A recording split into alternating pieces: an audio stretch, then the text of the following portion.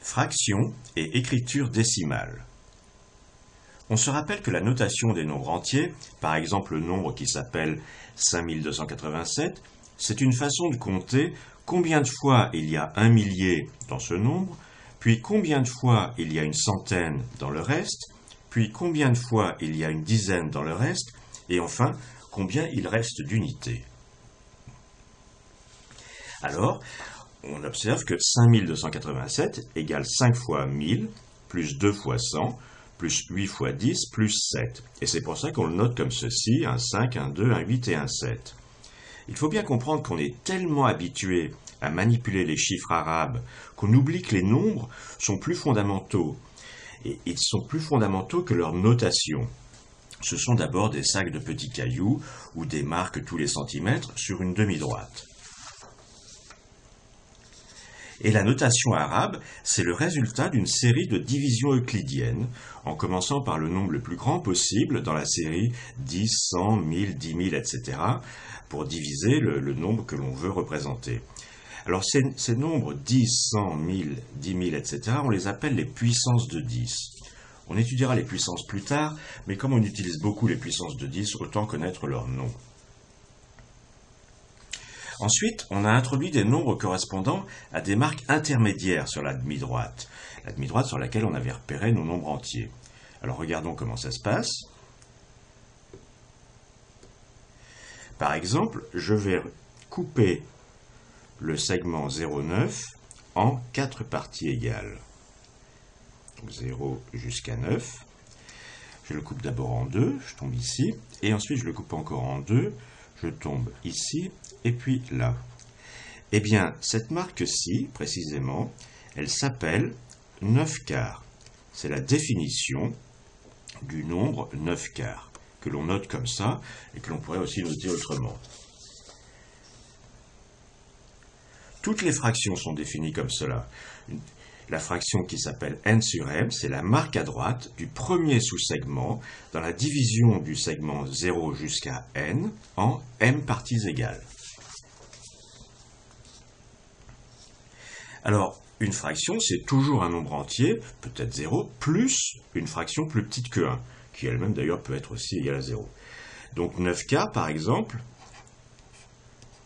eh bien regardons ce que l'on a vu, c'est encore avant, 9 quarts, c'est égal à 2 plus 1 quart.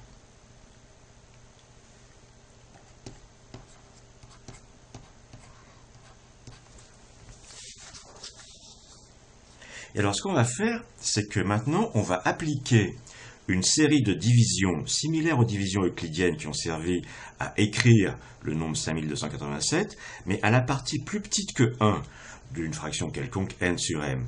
Cette partie plus petite que 1, on va d'abord la diviser par 1 sur 10, c'est-à-dire compter combien de fois on peut mettre un dixième dedans.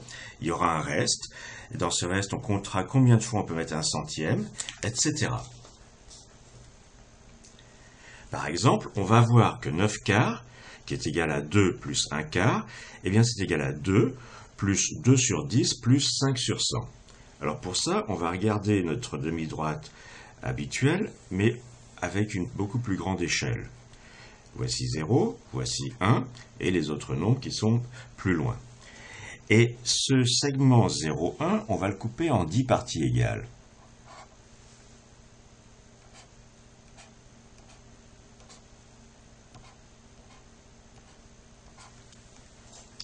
Alors, ce 1 quart ici, il tombe exactement là. 1 quart.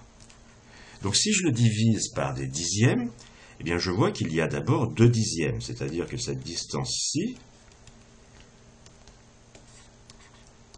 c'est 2 sur 10. Et il y a un reste qui est la moitié de 1 dixième.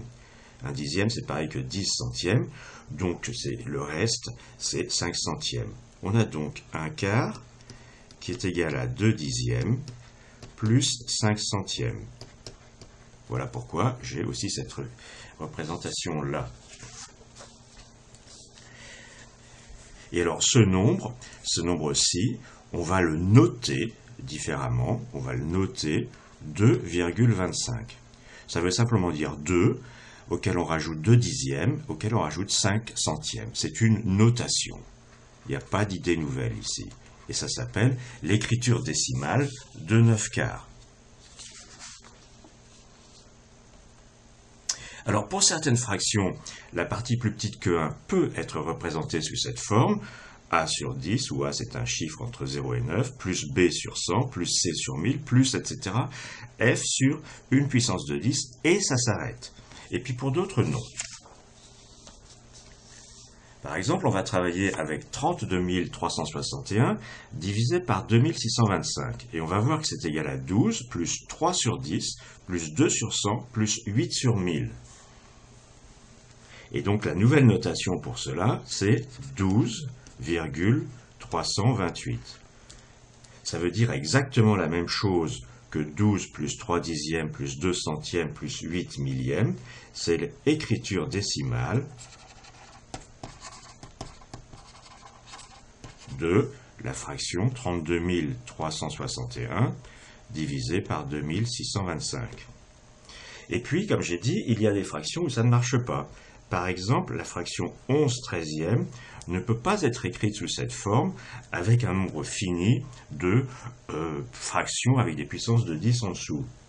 Alors évidemment, il y a des gens qui écrivent ça de la manière suivante. 3 plus 6 dixièmes, plus 6 centièmes, plus 6 millièmes, plus etc. etc. On donnera un sens à ce genre de somme infinie, mais beaucoup plus tard. Ce genre de somme, c'est la raison pour laquelle les calculettes, quand on leur demande 11/13, elles donnent 3,6666666, etc. Et comme elles ont un nombre fini de représentation de 6, ça s'arrête, mais on sait que ce n'est pas exact. Et ce n'est pas à proprement parler une écriture décimale. Il faut que ce soit comme ceci, où ça s'arrête proprement. Alors, une fraction a une représentation décimale si et seulement si, une fois simplifiée au maximum, c'est important, son dénominateur est un diviseur d'une puissance de 10. Vérifions avec celle-ci, 32 361 divisé par 2625. Alors, je la simplifie, il se trouve qu'on peut diviser en haut et en bas par 21. Évidemment, moi, c'est comme ça que je l'ai construite, je suis allé à l'envers. Donc c'est 1541 multiplié par 21 sur 125 multiplié par 21. Donc c'est égal à 1541 divisé par 125. Et 125, c'est effectivement un diviseur d'une puissance de 10, car 125 multiplié par 8, ça fait 1000.